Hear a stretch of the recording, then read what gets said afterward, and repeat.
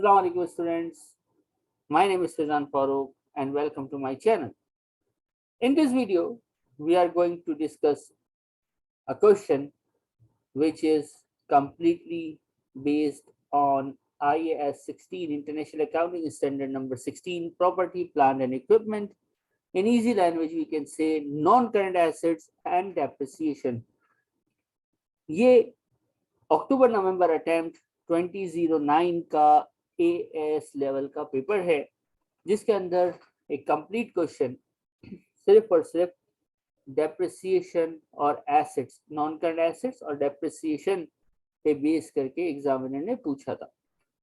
अब इस क्वेश्चन की नंबर ऑफ रिक्वायरमेंट्स हैं, हम आपको एक एक रिक्वायरमेंट सॉल्व करके दिखाएंगे और क्वेश्चन ये इस तरह से कंप्लीट होगा। इस क्वेश्चन की फर्स्ट रिक्वायरमेंट है to prepare furniture and equipment account.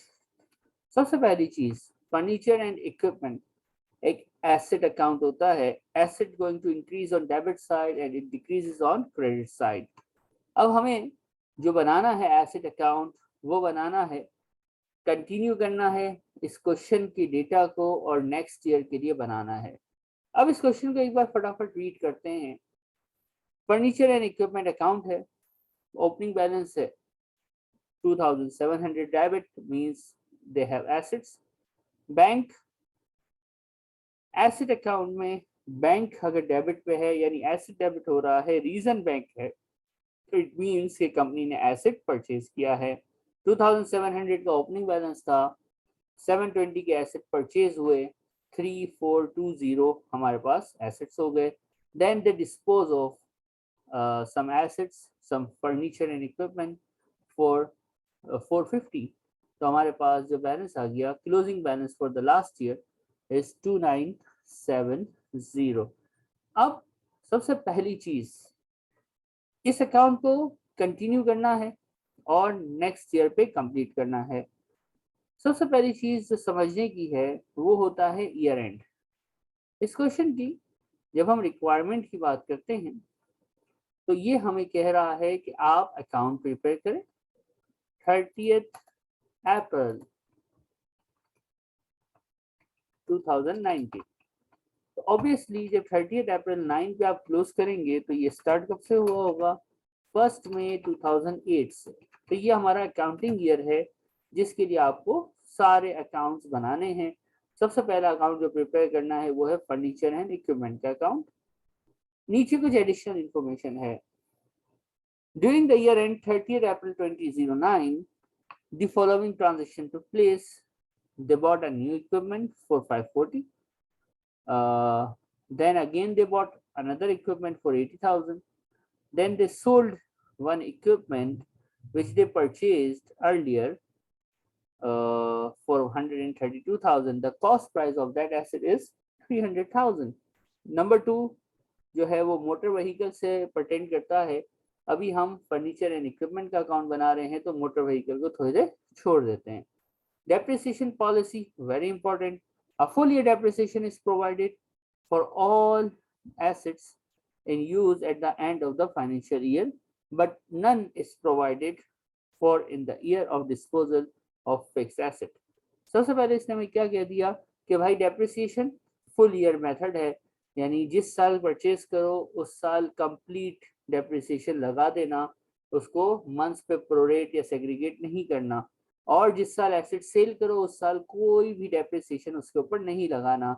Next method कौन सा है? तो अप्लाइज ऑन कॉस्ट।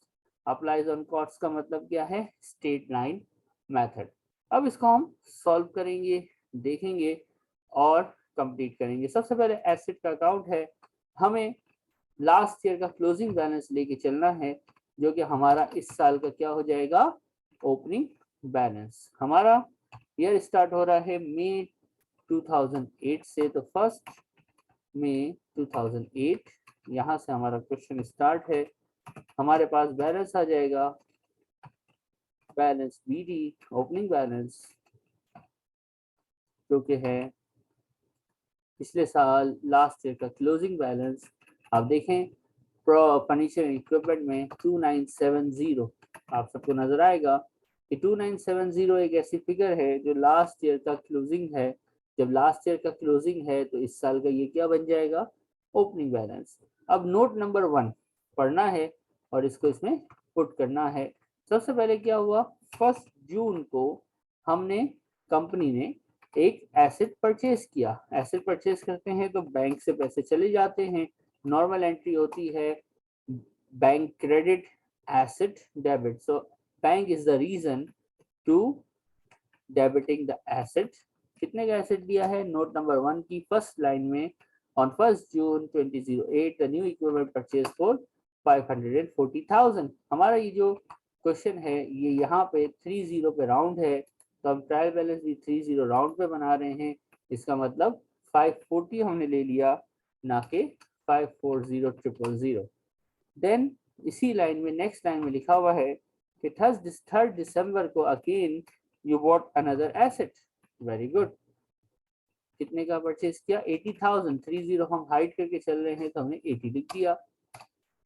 अब जो नॉर्मल फुटिंग लाइंस होती हैं वो टोटल लाइन होंगी, लेकिन सबसे पहले हम क्लोजिंग की तरफ जाएंगे।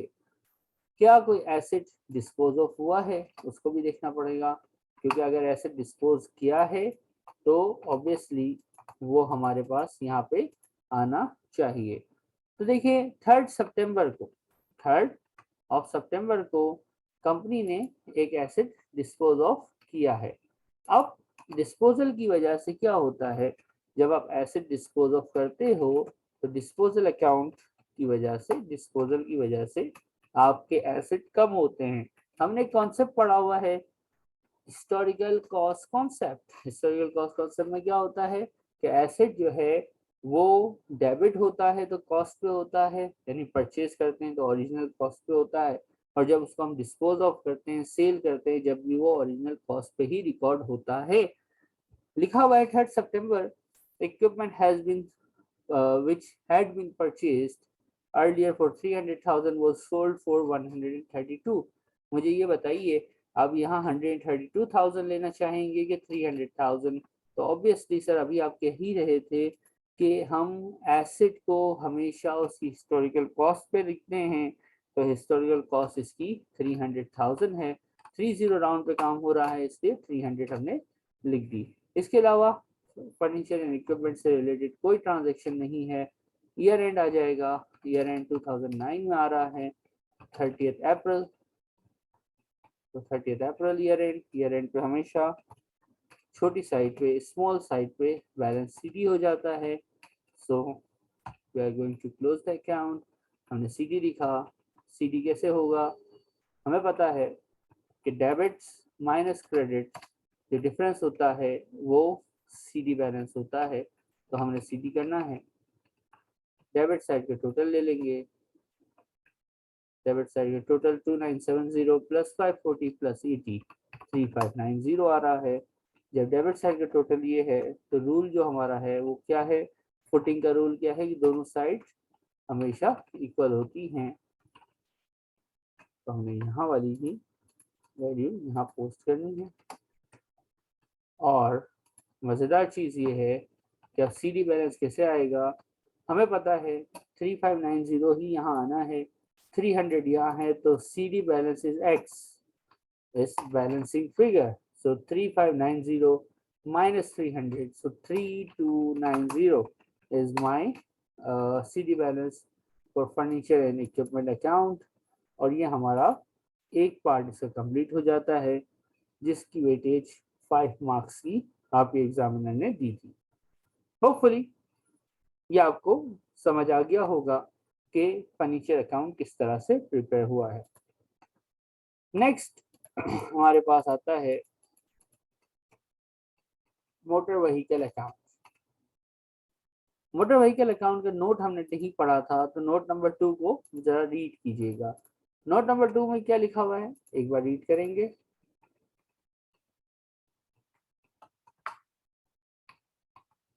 The examiner is saying that on 1st Feb 2009 आपने क्या किया, आपने एक मोटर व्हीकल जो है वो परचेज की for 80,000, sorry 3 new motor vehicle आपने परचेज की हैं 80,000 ईच, और on the same date a vehicle had cost 56,000 was sold for 20,000. Selling price 20 है लेकिन हिस्टोरिकल कॉस्ट 56 है, तो एसेट अकाउंट में तो हिस्टोरिकल कॉस्ट ही आता है।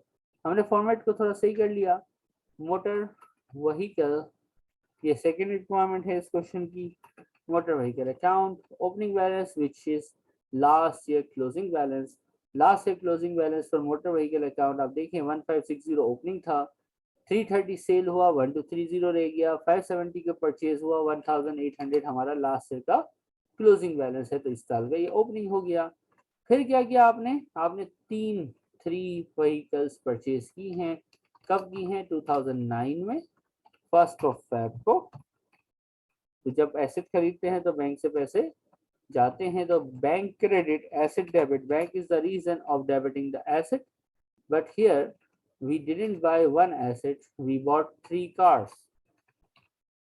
80,000 each, 80 into 3, it will be 240.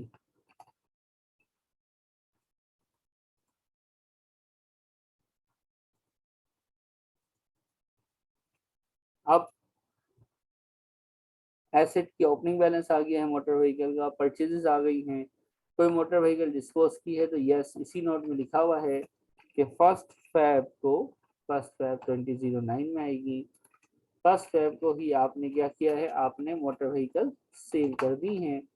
कितने की सेल की है जनाब, देखिएगा, तो सेल कितने की भी की हो हमें उससे गर्ज नहीं है, we only need the original cost of the asset which are motor cars. तो ओरिजिनल कॉस्ट जो है वो है 56,000, तो 56 ले लिया। दोनों साइड का टोटल में जो बड़ी साइड है उसका टोटल करेंगे, तो 1800 प्लस 240, ये हमारे पास हायर साइड है। फुटिंग लाइन्स का मतलब होता है दोनों साइड टोटल इक्वल होगा, और सी डी ऑलवेज जो है वो बैलेंसिंग फिगर होता है, तो 2040 माइनस 56, द आंसर इज 1984। तो ये हमारे पास सेकेंड रिक्वायरमेंट कंप्लीट हो गई। इसकी वेटेज, इसके मार्क्स 4 मार्क्स थे, तो अभी तक इस क्वेश्चन के अंदर हमने 5 मार्क्स का फर्नीचर अकाउंट और 4 मार्क्स का मोटर व्हीकल अकाउंट बना लिया है, यानी we got 9 marks, 9 important marks. Okay, next requirement इसकी है प्रोविजन फॉर डेप्रिसिएशन अकाउंट, और वो हमें बनाना है फर्नीचर एंड इक्विपमेंट का।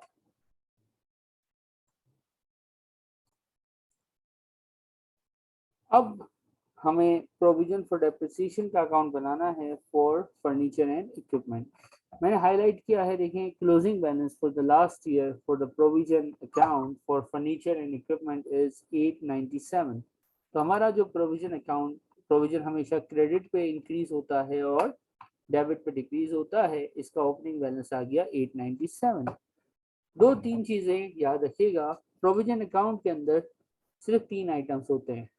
पहला इसका BD balance, then depreciation expense for the year की वजह से ये इंक्रीज होता, देन डिस्पोजल अगर कोई है तो जब एसेट बेच दिया, if you sold an asset, तो उसका एक्यूमुलेटेड भी हम खत्म कर देते हैं, और इसका सीडी बैलेंस क्लोजिंग हो जाती है, यानी इसको हम सीडीबीडी कर देते हैं। ओपनिंग बैलेंस 897 हमने लिख लिया। कहाँ से आया? प्रोविजन के अकाउंट का क्लोजिंग बैलेंस, लास्ट ईयर का क्लोजिंग इस साल का ओपनिंग बैलेंस होता है। अब ये है प्रोविजन का अकाउंट। प्रोविजन अकाउंट में सबसे पहले ईयर एंड को, जो कि हमारे केस में 30 अप्रैल है 2009 में 30 अप्रैल, एडजस्टिंग एंट्री आती है डेप्रिसिएशन एक्सपेंस की वजह से ये इंक्रीज होता है, क्योंकि डेप्रिसिएशन की एंट्री क्या होती है, डेप्रिसिएशन एक्सपेंस डेबिट, अलाउंस या provision for depreciation credit. So because of depreciation expense हमने क्या कर दिया, प्रोविजन को बढ़ाया यानी क्रेडिट किया।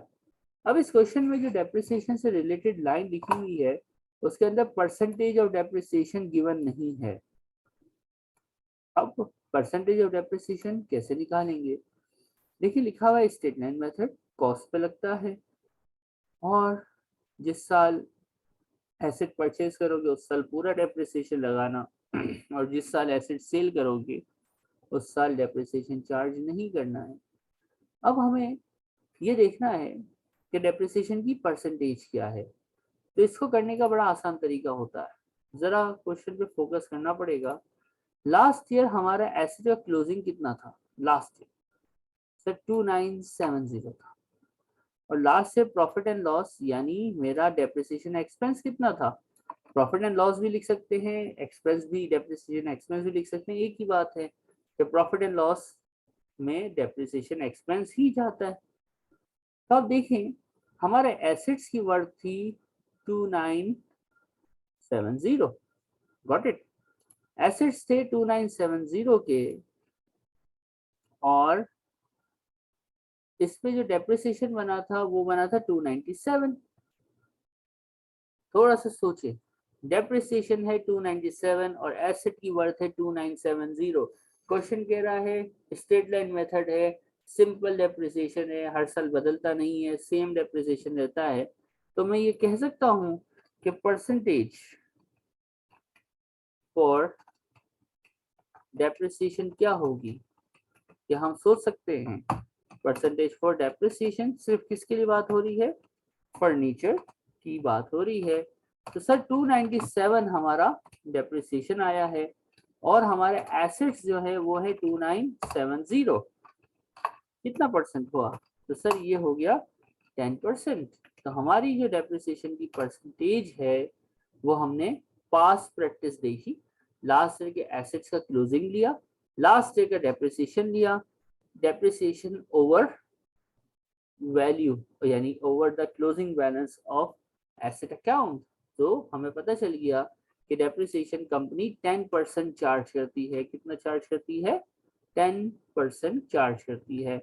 अब इस साल का डेप्रिसिएशन कैसे निकलेगा? तो भाई पिछले साल का कैसे निकला था? 2970 एसेट्स की वैल्यू थी, क्लोजिंग थी, उसका 10% 297 आ गया था। तो इस साल कैसे होगा? इस साल बड़ा आसान है। इस साल हमारा एसेट अकाउंट रेडी है, हम बना चुके हैं। कितना है एसेट का क्लोजिंग? 3290। एसेट्स हैं 3290 के। अब 3290 परसेंटेज आपने डिटरमाइन कर ली है ऑलरेडी 10%। तो 3290 का 10% इस साल का डेप्रिसिएशन एक्सपेंस है जो है 329। ये हो गया क्रेडिट साइड कंप्लीट। अब डेबिट साइड की बारी आएगी। जब हम डेबिट साइड पे आएंगे तो हम देखेंगे कोई एसेट आपने डिस्पोज ऑफ तो नहीं किया। तो देखिए लिखा हुआ है 3 सितंबर 2008 आपने एक एसेट डिस्पोज किया है। जब एसेट डिस्पोजल होता है, डिस्पोज होता है, तो उससे रिलेटेड जितना भी एक्यूमुलेटेड डेप्रिसिएशन है वो खत्म हो जाता है, वो क्लोज हो जाता है। अब इस केस में कैसे होगा इसको देखना है, ठीक है।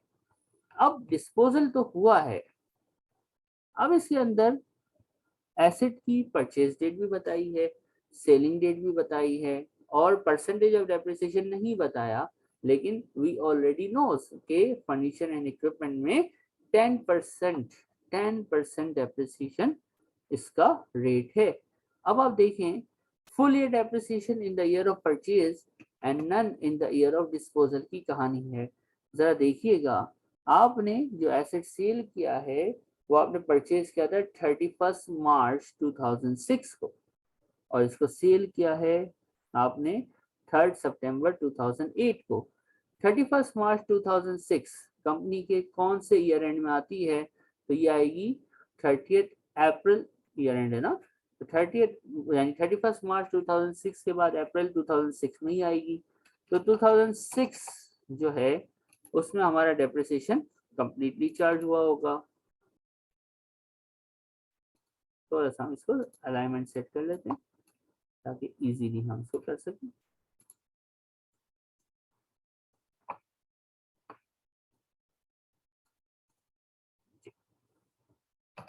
अब देखें हमने एसेट बेचा है ना, उसकी कॉस्ट कितनी थी?